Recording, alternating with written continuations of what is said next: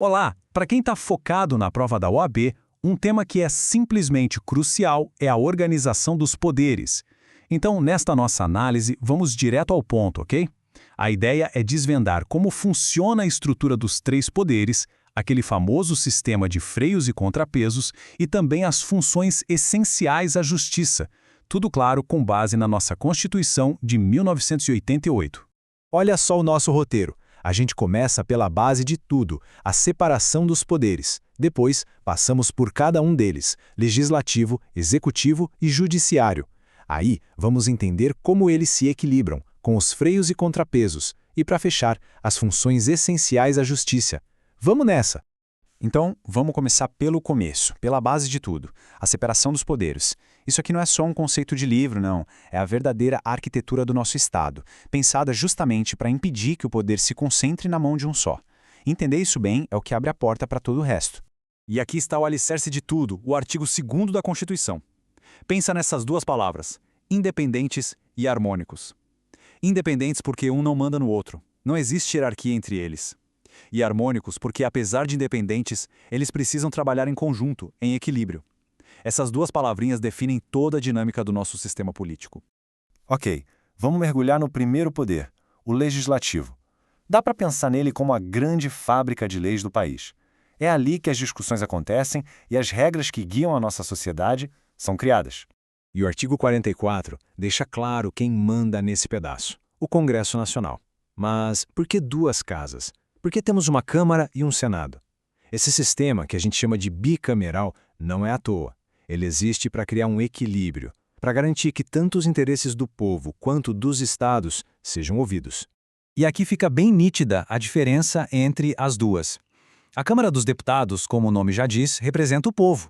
O número de deputados de cada estado varia conforme a população. Já o Senado Federal representa os estados e o Distrito Federal. Ali, a representação é igualitária, para ninguém se sobrepor a ninguém, mantendo o equilíbrio da nossa federação. Certo, as leis foram criadas pelo Legislativo. Mas é aí, quem coloca tudo isso em prática? Quem administra a máquina pública no dia a dia? Bom, aí entra em cena o Poder Executivo. O artigo 76 vai direto ao ponto. O chefe do Executivo é o Presidente da República. É a figura que tem a missão de governar, de tirar as políticas públicas do papel e cuidar da administração do país. E, claro, não faz isso sozinho, conta com o auxílio dos ministros de Estado. E o artigo 84 detalha os superpoderes, digamos assim, do presidente.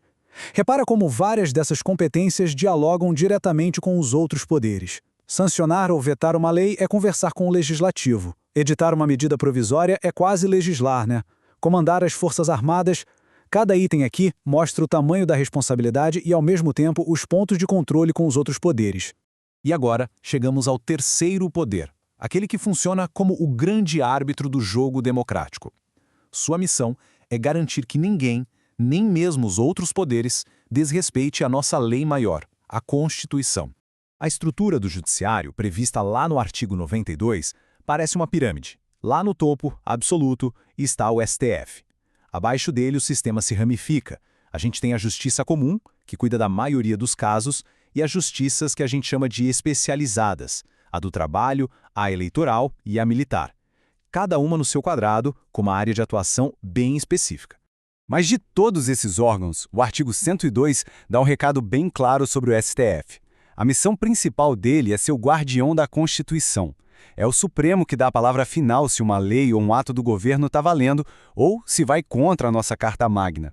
E aqui vai uma informação que vive caindo em prova, então vale a pena anotar.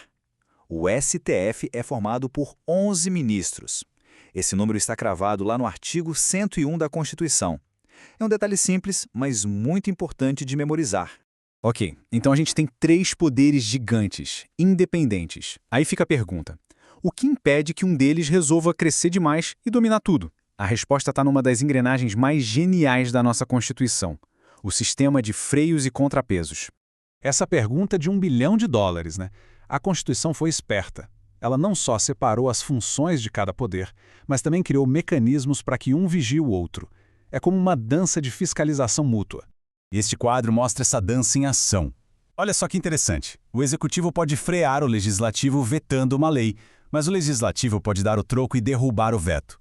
O legislativo também pode usar uma carta pesadíssima contra o executivo, o impeachment.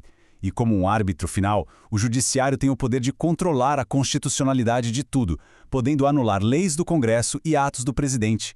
É um verdadeiro jogo de xadrez, um equilíbrio constante.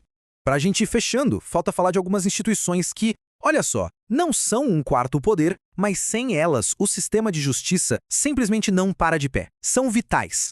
Dá para pensar nelas como os pilares que sustentam o grande templo da justiça. O Ministério Público, defendendo os interesses da sociedade como um fiscal da lei, a advocacia pública, defendendo o próprio Estado, a advocacia privada, claro, essencial para a defesa dos cidadãos, e a Defensoria Pública, garantindo que ninguém, mas ninguém mesmo, fique sem defesa. Juntas, essas funções fazem a engrenagem da justiça girar para todo mundo. E no fim das contas, a grande lição é esta. Não adianta só separar os poderes. O que realmente forma a espinha dorsal do nosso Estado democrático de direito é essa combinação delicada de independência, harmonia e controle mútuo. Um independe do outro para que o sistema todo funcione. E para fechar, fica uma reflexão. A teoria, no papel da Constituição, é muito bem amarrada. Mas na prática, no dia a dia da política, será que esses mecanismos de freios e contrapesos têm dado conta do recado? Eles realmente conseguem manter o equilíbrio e a harmonia que foram planejados? Bom, essa é uma pergunta que está sempre em debate e essencial para a nossa democracia.